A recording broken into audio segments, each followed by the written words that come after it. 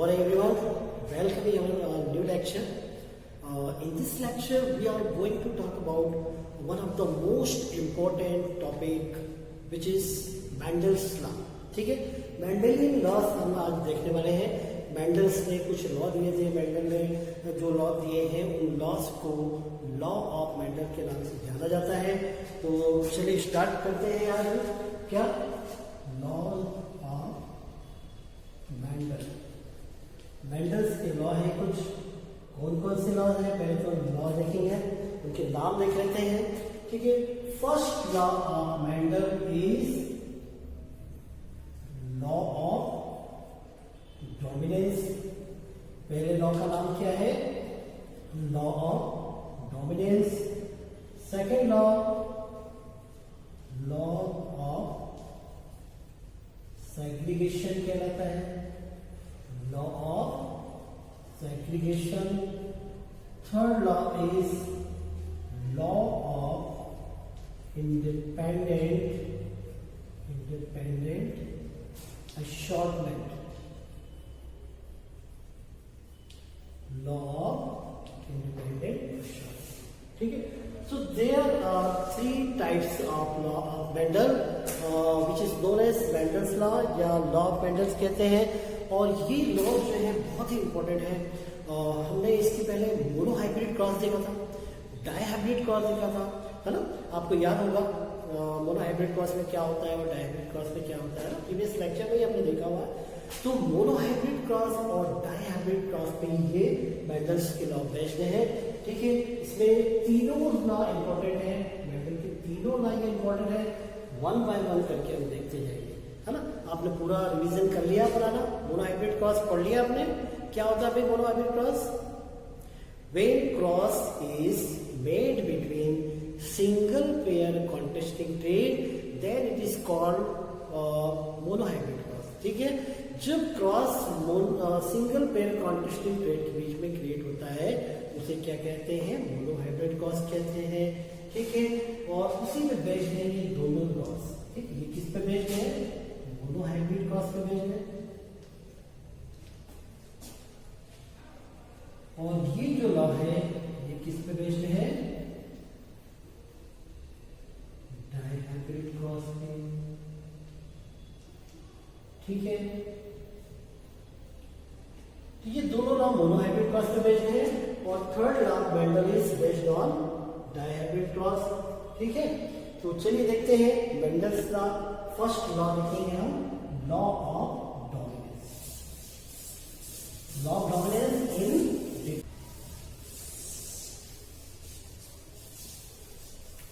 चलिए देखते हैं फर्स्ट लॉ मेंडल्स. ये क्या है? First law. First law of Mendel state that, या you can according to first law of Mendel, when two factor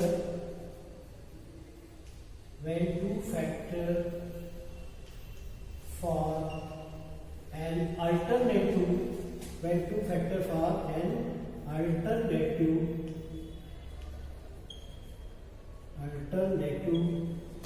expression of trade come together as a result of fertilization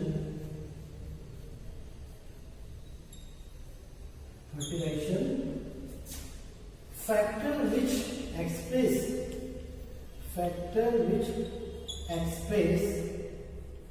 express in F1 generation is known as dominant factor,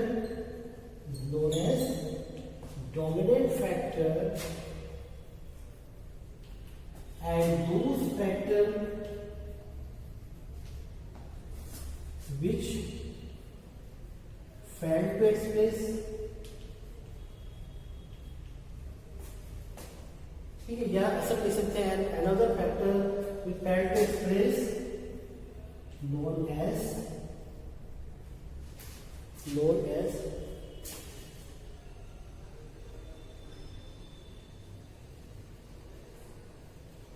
recessive factor, ठीक है, recessive. तो ये law जो है वो क्या कहलाता है, फर्स्ट लॉ कहलाता है when two factor for an alternative expression are trait, ठीक है, when two factor for an alternative expression are trait come together as a result of fertilization, factor which express itself in F1 generation is known as dominant character, है ना, dominant character कहेंगे, dominant factor भी चलेगा, dominant factor या dominant character, and those factor which fail to express known as recessive factor, and this law is known as law of dominance। मतलब इस law में क्या बताया गया है, इस लॉ में ये बताया गया है कि जब अल्टरनेटिव फॉर्म वाले दो ट्रेड फ्यूजन होते करते हैं तो F1 जनरेशन में या उसका जो रिजल्ट तैयार होता है फर्टिलाइजेशन के बाद, ठीक है, तो क्या होता है, F1 जनरेशन में जो रिजल्ट आता है वो क्या होता है, वो क्या सब डोमिनेंट कैरेक्टर एक्सप्रेस होते हैं, ठीक है, character which express itself is known as dominant character, and those character are another factor which fail to express are known as recessive character, and this law is known as law of dominance। Why? Because in according to this law only dominant character express in F1 generation। दो factor, दो alternative form के बीच में cross हो रहा है, लेकिन कौन सा कैरेक्टर एक्सप्रेस हो रहा है, only dominant character express in F1 generation. So this law is known as law of dominance, है ना। लॉ ऑफ डोमिनेंस नाम इसलिए रखा गया इस लॉ का क्योंकि सिर्फ only dominant character express in F1 generation. It is clear, है ना। अब इसको हम देखते हैं एक एग्जांपल के थ्रू, ठीक है, इस लॉ को हम एग्जांपल के थ्रू देखेंगे तो आपको बहुत अच्छे समझ आएगा।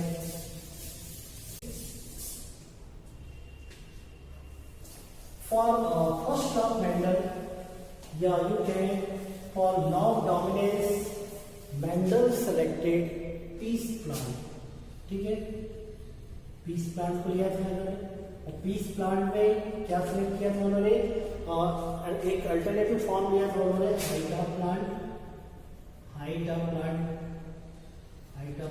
क्या लिया था इन्होंने।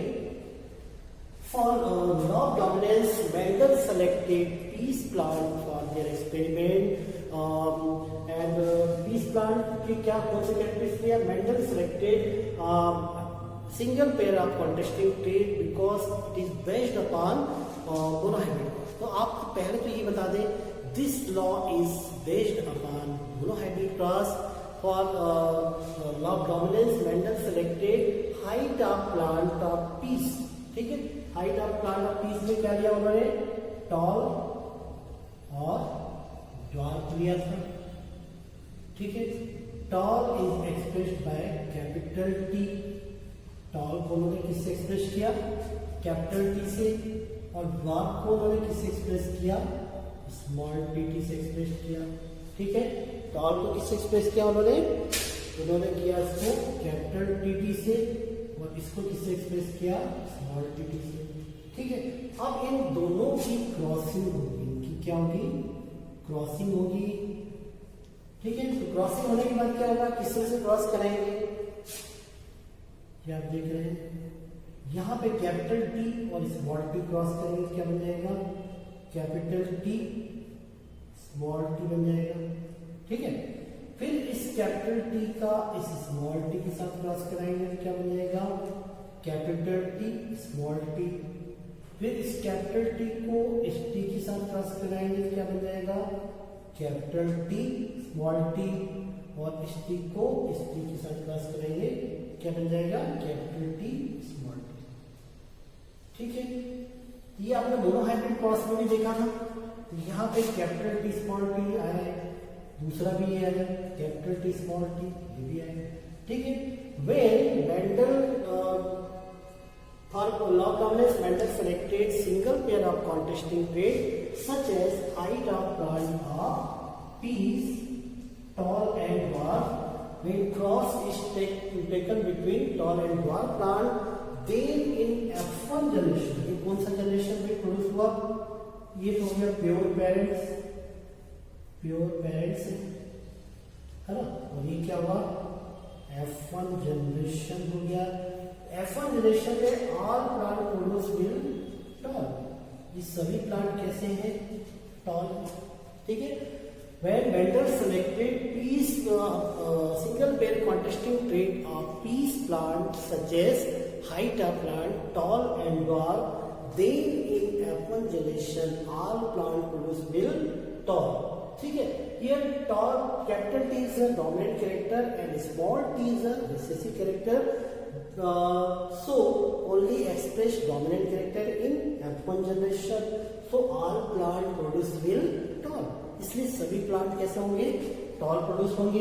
ये F1 जनरेशन में यहाँ पे आप देख रहे हैं कि डोमिनेंट कैरेक्टर ही एक्सप्रेस हो रहा है।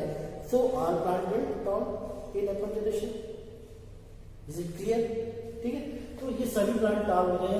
सो this law is known as law of dominance. इसलिए इस लॉ को क्या कहेंगे हम, law of dominance, because only dominant character appear in F1 generation. यहाँ तक आपको समझ में आ गया, ठीक है। तो ये इसको आप चेकर बोर्ड से भी बना सकते हैं, इस क्रॉस को, है ना, कल मैंने बताया था आपको, ये चेकर बोर्ड भी बना सकते हैं, थोड़ा बड़ा बना लें, कोई दिक्कत नहीं है ना। इस पूरे चेक क्रॉस को हम चेकर बोर्ड से भी बना सकते हैं,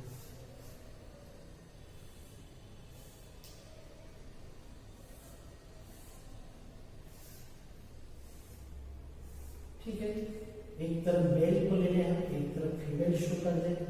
capital T, small T, capital T, small T, capital T, small T, capital T, small T और कैपिटल टी, स्मॉल टी। यहाँ भी F1 जनरेशन में सभी प्लांट कैसे प्रोड्यूस हो रहे हैं, टॉल।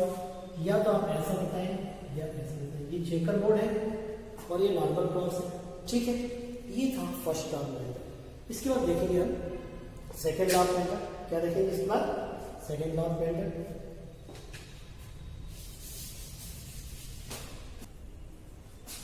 तो हम सेकेंड लॉ देखने वाले हैं, second law, law of segregation, ठीक है। सेकेंड लॉ जो है वो भी, second law is also based upon monohybrid cross, ठीक है। तो इसमें सेकेंड लॉ में क्या है ये देखते हैं। Law of segregation, second law का नाम क्या है, लॉ ऑफ सेग्रीगेशन। सेग्रीगेशन का मतलब क्या होता है, सेपरेट होना, ठीक है, आइसोलेट होना, ठीक है। तो इसमें क्या, ये लॉ क्या बोलता है ये देखते हैं। लॉ ऑफ डोमिनेंस में तो हमने देखा कि जो डोमिनेंट कैरेक्टर थे वो एक्सप्रेस हो रहे थे। अब लॉ ऑफ सेग्रीगेशन में क्या होगा, कैरेक्टर जो रहेंगे वो क्या हो जाएंगे, सेग्रीगेट हो जाएंगे, ठीक है। तो देखते हैं टू फैक्टर ऑफ, इसमें क्या है, two factor which remain together, ठीक है। Two factor of a character which remain together, ठीक है, in an individual which do not mix, ठीक है। जो फैक्टर एक साथ जो थे, जो टॉल और डार्क, यहाँ पे टॉल और डार्क कैरेक्टर साथ साथ थे। Two factor of a character which remain together an individual which do not mix in individual, ठीक है, it remain together and separate or isolate it during gametogenesis। अभी क्या होगा, गैमेटोजेनेसिस समय क्या हो जाएंगे, ये सेपरेट हो जाएंगे या सेग्रीगेट हो जाएंगे। Two factor of a character according second law, two factor of a character which remain together and individual which do not get mixed in individual and isolate or separate or segregate during gametogenesis, ठीक है, in different ratio। तो ये जो character जो साथ साथ थे F1 generation में, अब क्या होगा, F2 जनरेशन में क्या हो जाएंगे, आइसोलेट हो जाएंगे या सेग्रीगेट हो जाएंगे, ठीक है।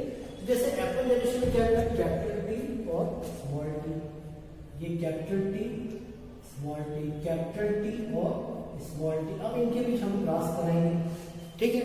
तो किस तरह से क्रॉसिंग हो जाएगी, capital T, capital T, capital T, small T, फिर इस स्मॉल टी को लेंगे हम, स्मॉल टी और कैपिटल टी, कैपिटल टी को पहले लिख लेंगे, फिर small T and small T, ये कौन सी जनरेशन है? F2 generation. ठीक है, F1 जनरेशन जो थी इसको हमने आगे क्रॉस कराया, कैपिटल ये हमने मेल बना लिया, ठीक है, और ये क्या बना लिया हमने? फीमेल। ठीक है, तो ये F1 जनरेशन में जब यहाँ पे आगे क्रॉसिंग हुई तो क्या देख रहे हैं आप? कैपिटल टी स्मॉल टी, ठीक है, कैपिटल टी स्मॉल टी, इसके बाद स्मॉल टी कैपिटल टी से, तो इसको इस तरह से लिख सकते हैं हम, कैपिटल टी स्मॉल टी, और ये स्मॉल टी क्या है? ठीक है, F2 जनरेशन। अब चलिए देखते हैं क्या क्या हमको मिला, कैसे प्लांट मिले।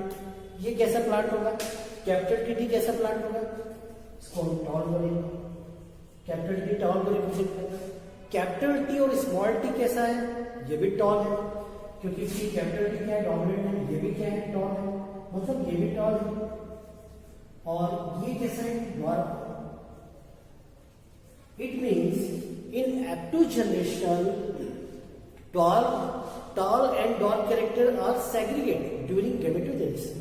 यहां पर according to law of segregation tall और डॉर्क कैरेक्टर जो है वो क्या हो गए? सेग्रीगेट हो गए या सेपरेट हो गए। ठीक है, डिस्टिंक्ट कैरेक्टर के फॉर्म में अपीयर हुए, जैसे टॉल और डॉर्क यहाँ पे दोनों दिख रहे हैं, जबकि लॉ ऑफ डोमिनेंस में क्या था? Only appear dominant character, but in F2 generation according to law of segregation, second law के अकॉर्डिंग क्या हो रहा है कि ये टॉल और डार्क कैरेक्टर क्या हो जा रहे हैं? सेग्रीगेट हो जा रहे हैं, सेपरेट हो जा रहे हैं, इसलिए इस लॉ को क्या कहा गया है? लॉ ऑफ सेग्रीगेशन कहा गया है। ठीक है, यहाँ पे आप देख रहे हैं टॉल कैरेक्टर भी है, ठीक है, और डार्क भी। कितने टॉल है यहाँ पे?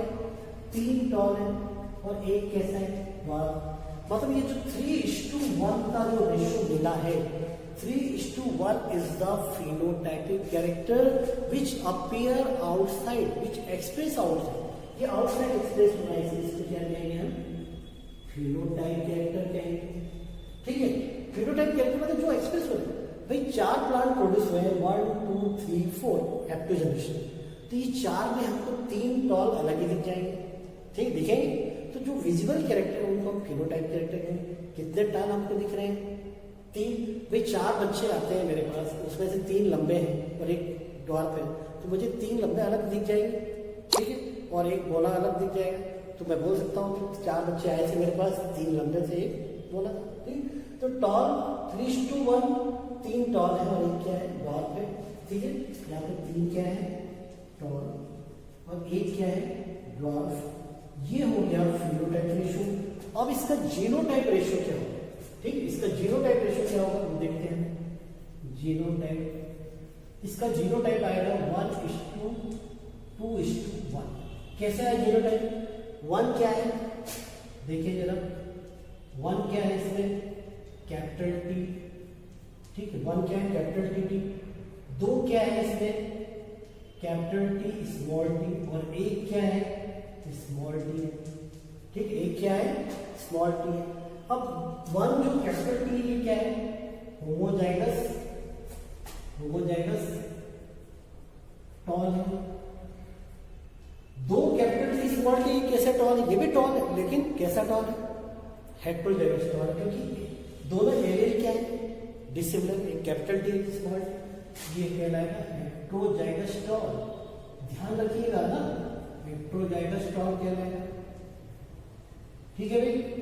तो कैपिटल टी जो है होमोजाइगस टॉल है, और capital T small T heterozygous tall है। क्यों है? Because in this allele there is 2 dissimilar allele. यहाँ पे 2 डिसिमिलर एलील दिख रहे हैं, कैपिटल टी स्मॉल टी। तो ये 2 टी कैसे है? मतलब 2 टॉल हेटेरोजाइगस टॉल है, ये मैंने 2 लिखा है ना। और 1 जो है क्या है? Toll, sorry dot. 1 कैसे है? सिंगल जो है, ये कैसा है? डॉट रहेगा, ये क्या है? डॉट। तो ये 1:3:2 क्या आ गया हमारा? जीनोटाइप आ गया सेकेंड लॉ का, और फिनोटाइप क्या आया? 3:1 का फिनोटाइपिक रेशियो आया, ठीक है। तो according to law of segregation in F2 generation, tall dominant and dwarf recessive character segregated and appear in 3:1 phenotypic ratio and 1:2:1 ratio of genotype, ठीक है। तो 1 जो है capital T homozygous tall, and दो जो है वो कैसे हैं, heterozygous tall capital T small T, और एक होमोजाइगस ड्वार्फ। ये यहाँ पे सेकेंड लॉ कंप्लीट हो जाता है। Both law is based on monohybrid cross, यहाँ पे सिंगल पेयर कॉन्टेक्शन ट्रेट लिया गया है, इसलिए मोनोहाइब्रिड क्रॉस। ठीक है, इसको बढ़िया अच्छे से रिवाइज कर लीजिए और इसको ड्रॉ करके देखें। इसको भी आप चेकर बोर्ड से इस तरह से बना सकते हैं जैसे मैंने बनाया था, है ना, चेकर बोर्ड पे इसको भी बना सकते हैं। ठीक है, चेकर बोर्ड बनाए जरा आप इसको, capital T small T, capital T small T, ये किधर, है ना, इसको आप क्रॉस कराएंगे और करके बताएंगे, है ना। चलिए तो मिलते हैं नेक्स्ट लेक्चर में। यहाँ तक रिवाइज कर लीजिए, अच्छे से प्रैक्टिस कर लीजिए, तभी आप इसको कर पाएंगे। ठीक है, ओके, थैंक यू।